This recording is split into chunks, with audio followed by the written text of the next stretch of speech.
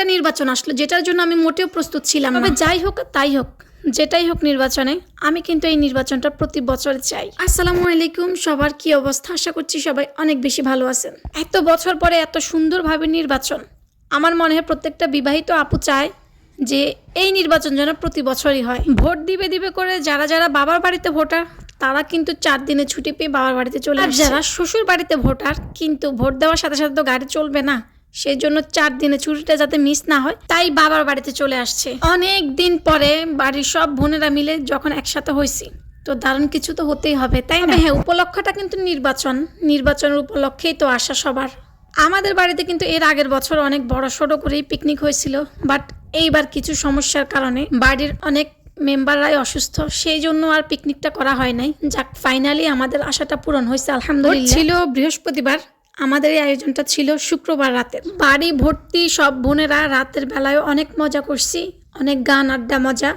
কিন্তু পরের দিনও দেখি যে না, বন্ধ তো আছেই, সবাই মিলে আরেকটু মজা করি। এই পুরো পিকনিকের আয়োজনটা করছিল আমাদের বাড়ির সব ভাইয়েরা। তারা যদি এত সুন্দরভাবে উদ্যোগটা না নিত আসলে কিছুই হতো না। আমার সব ভাইদেরকে অনেক অনেক অনেক বেশি ধন্যবাদ।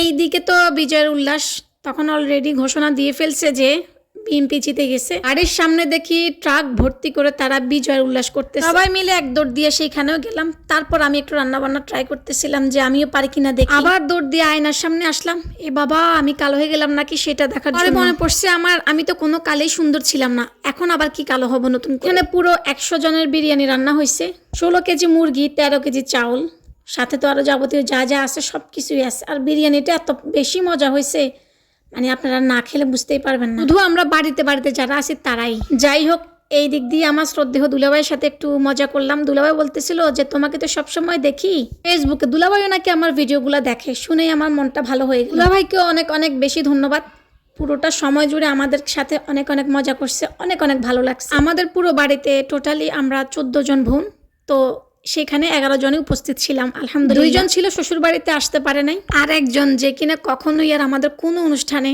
আসতে পারবে না। সকাল থেকে যখন সবকিছু প্ল্যানিং চলতেছিল যে পুরো বাড়িতে কয়জন আছে, কত কেজি চাউলের বিরিয়ানি রান্না হবে, কতগুলা ডিম লাগবে, তখনও শুধু আমার বারবার আপুর কথাই মনে পড়তেছিল। আল্লাহ তোমাকে অনেক অনেক ভালো রাখুক। বাড়িতে যত যেই অনুষ্ঠান হবে সবার মনের মণিকুঠায় তুমি থাকবে। সবাই বলতেছিল যে তুমি নাই। এই দিকে আমার আরেকটা বোনু মোড়া নিয়ে বসে গেছে খেতে, তার আগে কিন্তু সব বাচ্চারা খেয়ে ফেলছে। এখন আমরা সবাই বড়রা বসে গেছি। এই হচ্ছে আমার একটা ভাবি, আমার কিউটি শিউলি ভাবি, যে সব জায়গা ফেলে উনি কিন্তু আমার কাছে আসছে, আমার পাশে বসবে। সাথে ছিল আমার ফারিয়া, মারজাহান, এনি, হাফসা, কিউট কিউট বাচ্চাগুলা। তারাও কিন্তু এই পিকনিকে একদম অনেক কাজ করছে, সবাইকে পানি খাওয়াইছে। রিজার্ভের দায়িত্বটাও কিন্তু ওদের হাতে ছিল, তা ওরা কিন্তু খুব ভালোভাবে পালন করছে। এদিকে একটা মরিচ ভনুকে দিছিলাম লুকায়, ওমা ভনু দেখি সাথে সাথে ফেলে দিছে। ভাবছিলাম সবাইকে বলবো দেখো লাভলি আপু একটা মরিচ চুরি করছে, সেই সুযোগ আর আমাকে দিল না। আমার ভনু কিন্তু মাশাআল্লাহ আমার থেকেও দ্বিগুণ চালাক। এক সময় আমরা চেষ্টা করলে সবাই কিন্তু একসাথে হতে পারি না, সো সেই জন্যই বলা এইরকম নির্বাচনটা যদি প্রতি বছর হইতো তাহলে আমরা কিন্তু সবাই একদিনের জন্য হলো একত্র হইতাম। এই খালি পাতিলটা দেখে মনটা কেমন করলো, ইস এখানেই তো সব শেষ।